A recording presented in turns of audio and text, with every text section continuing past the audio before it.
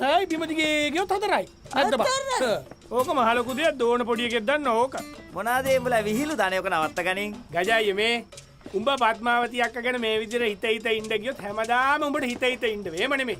උඹ මෙහෙම කරපන්. උඹ රංජන් රාමනායක වගේ පපු ඉස්සරහට දාලා බග්ගාලා අහපන් යාගෙන්. යා කැමති නම් කැමති කියන්නේ නැත්නම් නෑ. හිත ඉන්න දෙයක් නෑ. ෆේස් ටු ෆේස් ගිහිල්ලා නැත්තම් ෆේස්බුක් ගිහිල්ලා. පොඩි එකාටත් තේරෙනවා බලපන් උඹට තේරෙන්නේ නෑ. එතකොට කැමති වෙලා ළඟට hina වෙලා. එහෙම නැත්තම් පළ ගල් මූසලේ යන්න කියලා මෙහෙම ඇදලා දෙයි ටොයින් ගාලා එකක් බඩ. බැරි වෙලාවත් පద్මාවති අක්කා අකමැති නම් වෙන ඔප්ෂන් එකට යන්න ඕන. එච්චරයි. ඔයාට පద్මාවති අක්ක ළඟට ගිහිල්ලා අහන්න ශක්තියක් නැත්නම් ගන්න කෝල් එකක් අරගෙන කෙලින්ම අහන්න. නංගි මම ලව්. ඔයා ලව්ද? එච්චරයි. ඇම්ඩා. ඈ හරි දැන් අපි කෝල් කරනවා කියලා හිතමු.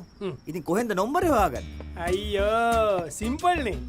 ඔයා කෙලින්ම පద్මාවතිට කෝල් එකක් දාන්න. දාලා කෙලින්ම එයාගෙන් අහන්න.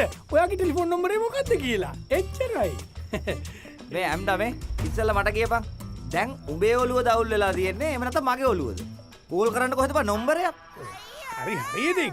මේ ලපයා.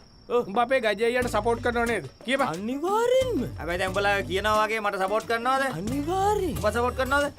ඔව්. හරි එන වරෙල්ලා. මේ පෝස්ටර් ටික ගහලා ඉවර කරන්න. ගමු. මේක නෙවෙයි වගේ වාල්දියා. ගජයි මට වෙනම අයිඩියා එකක් ආවා. අපි පద్මාවති අක්කට කෝල් කරලා නම්බරේ කොහොමද එක සැරයක් කිව්ව කෝල් කරන්නේ කොහොමද නම්බරේ නැතුව? ආවුනේ මේ වෙන එකක් ආසිරා එකක් මේ අපිට බැයිද එයාට කෝල් එකක් දීලා ඒකමයි නේ එතකොට ඒකමනේ.